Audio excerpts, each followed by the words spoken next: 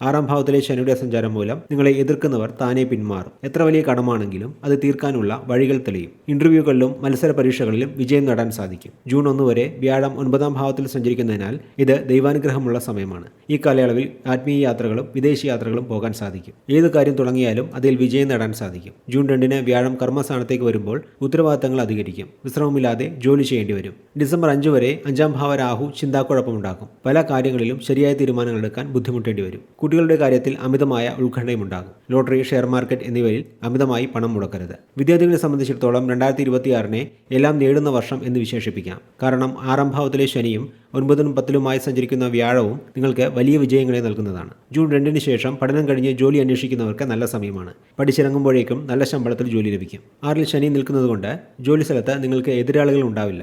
ആരെങ്കിലും പാര വയ്ക്കാൻ ശ്രമിച്ചാൽ അത് അവർക്ക് തന്നെ വിനയായി മാറും. ഗവൺമെന്റ് ജോലിക്ക് ശ്രമിക്കുന്നവർക്കും അനുകൂല സമയമാണിത്. ജോലിയിലുള്ളവർക്ക് പ്രൊമോഷൻ ലഭിക്കും. സ്വന്തമായി ബിസിനസ് ചെയ്യുന്നവർക്ക് എതിരാളികളെ പിന്നിലാക്കി മുന്നേറാൻ സാധിക്കും. സാമ്പത്തികപരമായ കാര്യങ്ങളെക്കുറിച്ച് നോക്കുമ്പോൾ 2026 വളരെ സുരക്ഷിതമാണ്. കടങ്ങളുള്ളവർക്ക് അതിൽ നിന്ന് മോചനം നേടാനും ലോണുകൾ അടച്ചു തീർക്കാനും സാധിക്കും. ജൂൺ മാസം വരെ 9-ലെ വ്യാഴം പണം കൊണ്ടുവരും. പക്ഷേ ശ്രദ്ധിക്കേണ്ട കാര്യം 5-ൽ രാഹു നിൽക്കുന്നതുകൊണ്ട് പെട്ടെന്ന് പണക്കാരാകാമെന്ന് പറഞ്ഞു വരുന്ന തട്ടിപ്പുകളിൽ ചെന്ന് ചാടരുത്. ഇനി പ്രണയം, കുടുംബം എന്നീ കാര്യങ്ങളെക്കുറിച്ച് നോക്കാം. കുടുംബജീവിതം പൊതുവെ സന്തോഷകരമായിരിക്കും. എന്നാൽ 5ാം ഭാവത്തിലെ രാഹു പ്രണയബന്ധങ്ങളിൽ ആശയക്കുഴപ്പമുണ്ടാക്കും. പുതിയ പ്രണയബന്ധങ്ങൾ തുടങ്ങുമ്പോൾ ആ വ്യക്തിയെക്കുറിച്ച് കൃത്യമായി അന്വേഷിക്കുക. കാരണം ചതിക്കപ്പെടാനും സാധ്യതയുള്ള സമയമാണിത്.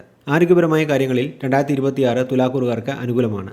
6-ലെ ശനി രോഗപ്രതിരോധ ശേഷി വർദ്ധിപ്പിക്കും. എങ്കിലും ഉദരസംബന്ധമായ പ്രശ്നങ്ങൾ ഈ വർഷം ഉണ്ടാകാം. മൊത്തത്തിൽ നോക്കുമ്പോൾ 2026 തുലാക്കൂറുകാർക്ക് ഒരു സുവർണ വർഷമാണ്. കടങ്ങൾ തീർക്കാനും കരിയറിൽ സെറ്റിലാകാനും ഈ അവസരം ഉപയോഗിക്കുക. രാഹു ഉണ്ടാക്കുന്ന ചെറിയ ആശയക്കുഴപ്പങ്ങളെ ബുദ്ധിപൂർവ്വം നേരിട്ടാൽ 2026 നിങ്ങളുടെ ജീവിതത്തിലെ ഏറ്റവും മികച്ച വർഷമായിരിക്കുമെന്ന് പറഞ്ഞുകൊണ്ട് ഈ വീഡിയോ ഇവിടെ നിർത്തുന്നു. അടുത്ത വീഡിയോ കാണുന്നതുവരെ എല്ലാവർക്കും നന്ദി, നമസ്കാരം.